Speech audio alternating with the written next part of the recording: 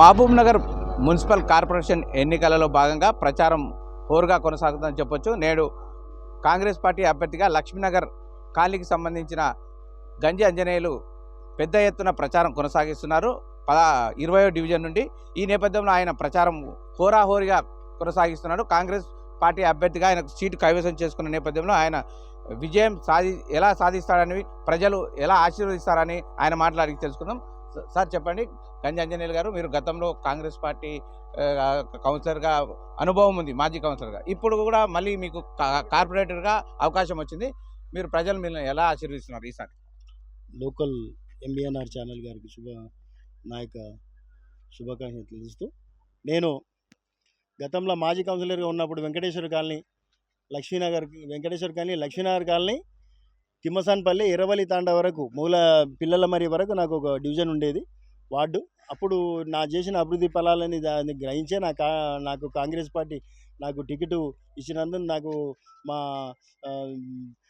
MLA గారికి, స్థానిక MLA గారికి, మరియు నా యొక్క సంజీవ్ అన్న గారికి, మా జిల్లా అధ్యక్షుడు సంజీవ్ అన్న గారికి ప్రత్యేకంగా ధన్యవాదాలు తెలియజేస్తూ, నేను కాంగ్రెస్ పార్టీకి వెళ్ళి నాకు బీఫామ్ వచ్చినందుకు నేను ఈ 5 సంవత్సరాలు Lakshminagar colony, Moulalgutta, BC colony, gold park colony, Brindavan colony, ఇవన్నీ నేను తప్పకుండా ఎలాంటి పనులున్నా కూడా అభివృద్ధితో తప్పకుండా నేను 5 ఏళ్ళు వాళ్ళకు సేవ చేస్తాను. ఈ సందర్భాలు తెలియజేస్తూ, నాకు కనిపించిన సమస్యలు చాలా ఉన్నాయి ఇక్కడ. ఆ సమస్యల గురించి కూడా ఎన్నో సమస్యలు, అసలు వీళ్ళకు ప్రధానమైనది నీళ్లు. వర్షాకాలం నీళ్ళు వచ్చినప్పుడు లక్ష్మీనగర్ కాలనీలో అసలు నీళ్లు చాలా ఇబ్బందులు పడుతున్నారు. ఆ నీళ్లు తగ్గించేసి ఎట్లనైనా డ్రైన్ ద్వారా నీళ్లు వెళ్ళిపోయేటట్టుగా నేను దాన్ని ముందు కృషి చేస్తానని ఈ సందర్భంగా తెలియజేస్తా ఉన్నాను. ఎందుకంటే అసలు నేను చూసినప్పుడు అసలు కనీసం ఇళ్ళకి నీళ్ళు పోయి నీళ్లు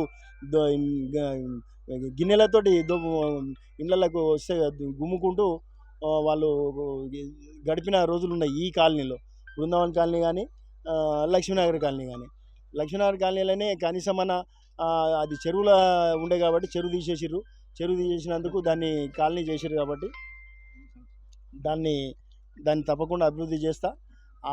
వాళ్ళకు నేను హామీ ఇస్తున్నా. నేను మా కాలనీ పెద్దలకు అందరికీ, మా ఓటర్ మహాశయులందరికీ కూడా నేను హామీ ఇస్తున్నాను. తప్పకుండా మీకు ఎలాంటి సమస్య ఉన్నా, ఇంతకుముందు నేను చేసిన అనుభవంతో, ఇంతకుముందు కౌన్సిలర్గా చేసిన అనుభవంతో నేను మీకు హామీ ఇస్తున్నా. తప్పకుండా ఈ అభివృద్ధి చేస్తా. కాబట్టి మనకు కాంగ్రెస్ ప్రభుత్వం ఉంది. కాంగ్రెస్ ప్రభుత్వంలో వచ్చిన ప్రతి సంక్షేమ పథకం మీకు తప్పకుండా వచ్చేటట్టుగా నేను మీకు అందేటట్టుగా తెలియపరుస్తాను. గతంలో మీరు చాలా సీనియర్ కాంగ్రెస్ కార్యకర్తగా పనిచేసి నాయకుడిగా ఎదిగారు. ఇప్పుడు 2-3 పర్యాయాలు కూడా కౌన్సిలర్గా అనుభవం ఉంది. ఇప్పుడు పెద్ద ఎత్తున కార్పొరేటర్ ఒక 4 వార్డులకు సంబంధించింది. ఒకటే లక్ష్మీనగర్ కాలనీ పెద్దది.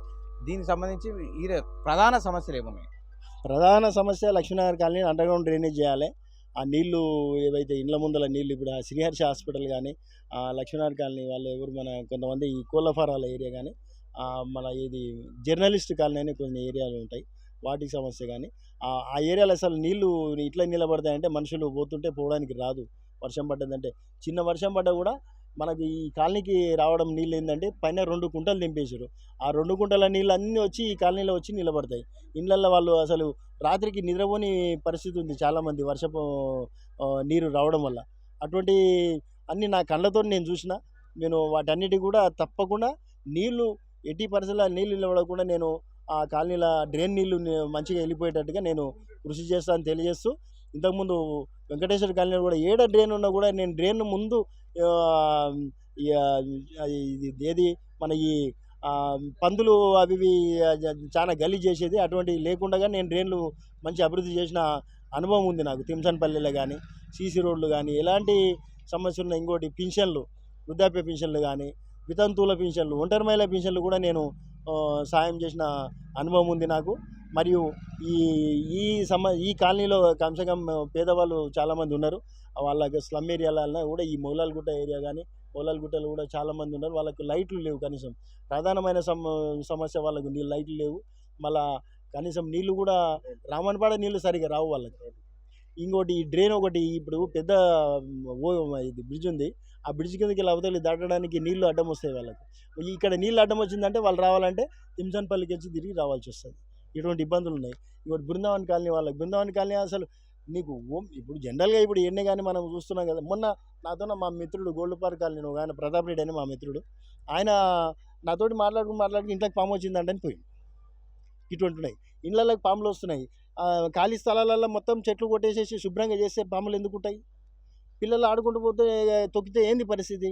ఇవన్నీ కూడా ఎవరికి అసలు నాకు అర్థమైతే లేదు. ఈ ఏరియా, నా ఏరియాలో నేను ఇంతకుముందు పనిచేసిన వార్డులో చూడండి ఒకసారి, నేను ఎంత అభివృద్ధి చేసి ఎంత మంచిగా పనిచేసిందో. మరి దాన్ని దృష్టిలో ఉంచుకొని అందరూ కూడా మాకు సహకరించి నాకు ఓట్లేసి గెలిపిస్తారని, నాకు గెలిపించి నాతో సాయం తీసుకుంటారని, నాతో సేవ తీసుకుంటారని చెప్పని ఈ సందర్భంగా తెలియజేస్తాను. గతంలో బీఆర్ఎస్ ప్రభుత్వం 10 సంవత్సరాలు కొనసాగింది.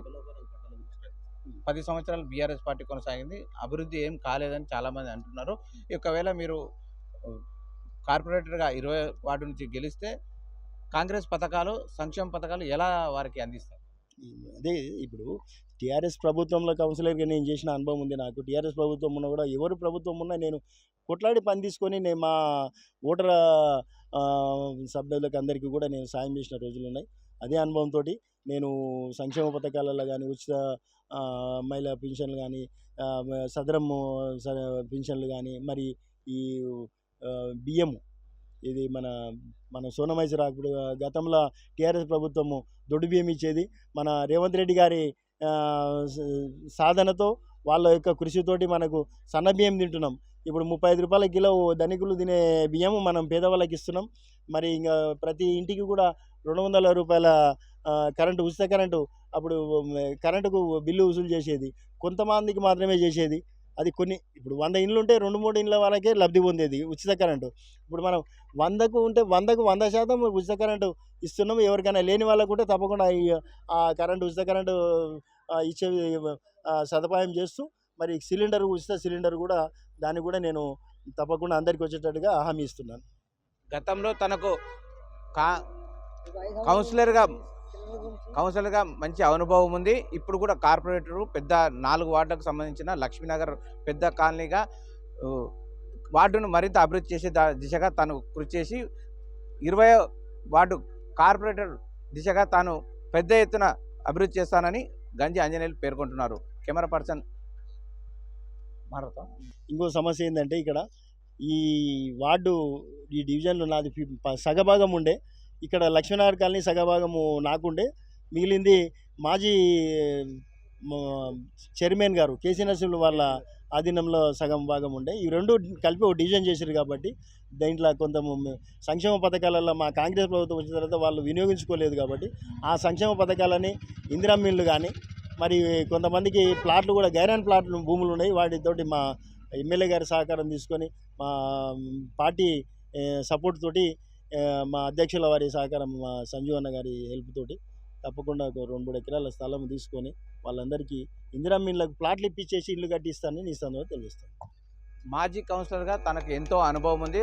అలాగే సీనియర్ కార్యకర్త నుంచి నాయకుడిగా ఎదిగి ఇప్పుడు మరోమారు 20 వార్డు కార్పొరేటర్గా కాంగ్రెస్ పార్టీ అభ్యర్థిగా తాను బరిలో ఉన్నానని చెప్తున్నారు గంజి ఆంజనేయులు గారు. ఖచ్చితంగా తాను గెలుపొందితే లక్ష్మీనగర్ కాలనీ కాకుండా చుట్టుపక్కల 4 వార్డులను మరింత అభివృద్ధి చేసే దిశగా తాను కృషి చేస్తానని అభ్యర్థి గంజి ఆంజనేయులు పేర్కొంటున్నారు. కెమెరా పర్సన్ అనిల్తో లోకల్ టీవీ, జయాకర్, మహబూబ్ నగర్.